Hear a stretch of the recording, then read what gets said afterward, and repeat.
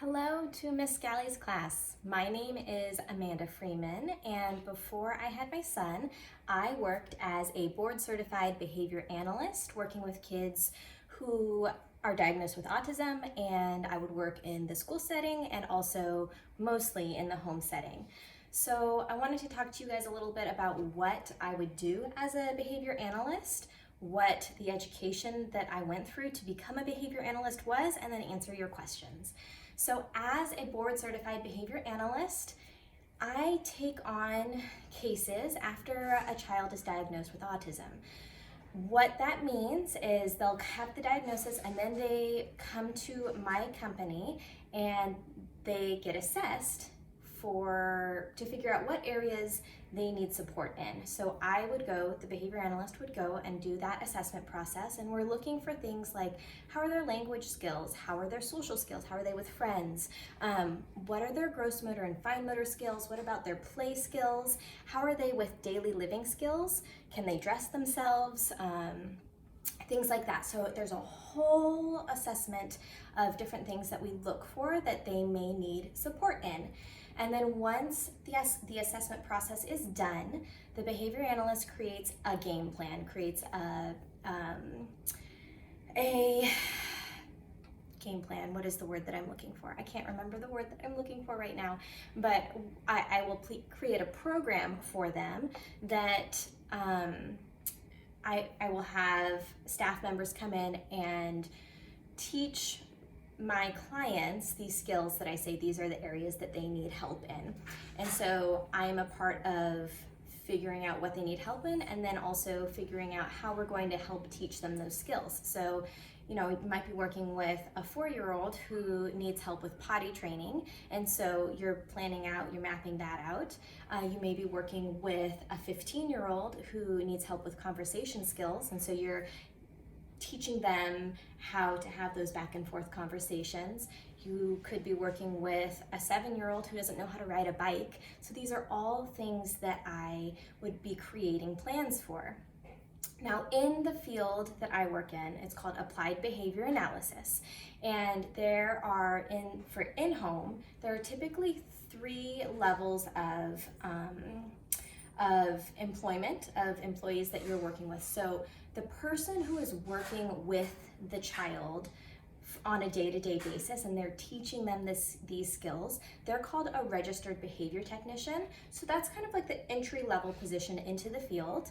And you typically need a high school diploma, and then you need to finish, you need to do a 40-hour training and take a test. So usually with a high school diploma, then whatever company that you work for typically pays for the 40-hour training and for you to take that test to get certified. So when someone knows that they want to work in the field of applied behavior analysis, that would be the first step that they do. And maybe they work as a registered behavior technician while they're in college getting their bachelor's degree. Then, once you have your bachelor's degree, you can typically apply to become what is called a mid-level provider, a consultant. Some companies call them program supervisors, and you are doing more of the weekly management of the case. So you're checking in, you're there for your registered behavior technicians, your RBTs, and then you're checking in with the family, you're doing family training, like parent trainings, and you're also just helping, just like if you need to troubleshoot if a kid isn't learning something the way that you're trying to teach it, then you can troubleshoot. And so you're kind of like the point person. And so that is typically the job that someone has when they have their bachelor's and maybe while they're working on their master's.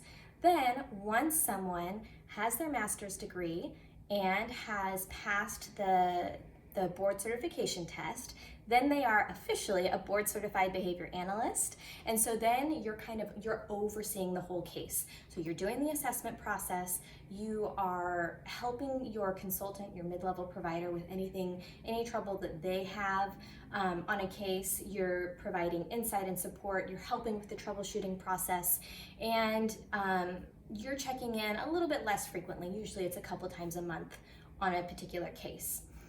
And so that's for, we call it 3 tiers. So you have the registered behavior technician, the program supervisor, and the board certified behavior analyst. Sometimes an insurance company does not pay for that middle person, and so it's just the registered behavior technician and the BCBA. So that's just a little bit of insight into what a BCBA does. And I talked a little bit about schooling required. So you'll have typically, I got my bachelor's in psychology. I got my master's in counseling psychology because I thought that I was going to be a marriage and family therapist, and then shifted direction and decided to go into the field of applied behavior analysis. And so personally, I had to take additional coursework for applied behavior analysis, but usually if someone knows that they want to be a behavior analyst, then they will get their master's in applied behavior analysis or special education with an emphasis on applied behavior analysis, something along those lines. And then I had to pass the boards, which was a grueling process. It's a little bit of a stressful process, but man, it feels good when it's done. So that is a little bit about the schooling of what I went through as a behavior analyst, and then I wanted to tackle some of your questions that you had for me. So let me see if I can bring them up here. I know that there were 2 questions you guys had for me. Okay, what is the most interesting thing about my job? Honestly, one of the things that's the most interesting thing about being a BCBA is that every day looks completely different. It's not like where you sit down at a desk and you do the same thing day in and day out. Like I mentioned, the clientele that I work with is from, I think my youngest client I ever had was about 18 months old, like 18 to 20 months old, so less than 2 years old, all the way through 21 years old. And autism is a spectrum disorder, and so the needs of every individual is super different. You have to step in and assess each person and what their needs are, so that you can best support them to reach whatever their goals are. So, I usually would spend about 2 hours per client each day with whatever house that I'm going to that day. So my morning might start, like I said, we might be potty training over here and then working on language skills and building blocks and all of like a very play-based program with a 2-year-old. And then I might head over to a school and work with a student on how to be focused in the classroom, or how to ask appropriate questions in class, or maybe even help with social skills like how to talk with your friends during lunch or engage with your friends during lunch. And so to me, that is the most interesting part of my job as a behavior analyst, is just the wide range of, you never know what every day is going to look like. I will say, as a behavior analyst, a lot of times the clients that I work with have behavioral issues. So there is also teaching coping skills, teaching parents how to work through different behaviors. And again, that can be with really young kids all the way up to high schoolers, or even beyond high schoolers, and that are really struggling with their emotions and expressing how they're feeling or getting their needs met.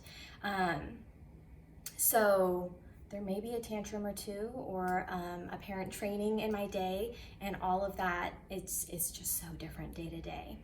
And then the other question you guys had for me was, what inspired me to work specifically in the field of autism, which is a really great question. And what I will say is the field of autism is very well funded by insurance companies in California. Not necessarily in other states, but definitely in California. And so as a behavior analyst, the jobs that are most readily available are working with kids who are autistic on the spectrum.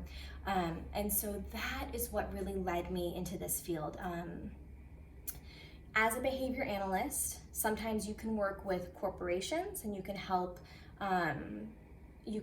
them like figure out as a company what the culture looks like and help in that area. But honestly, almost all behavior analysts are working in the field of autism in some capacity. So it's just the nature of the job. I actually, like I said, I had originally planned on being a marriage and family therapist, and so I actually fell into the field of behavior analysis, if you will, and so that it wasn't something that I had thought about ahead of time.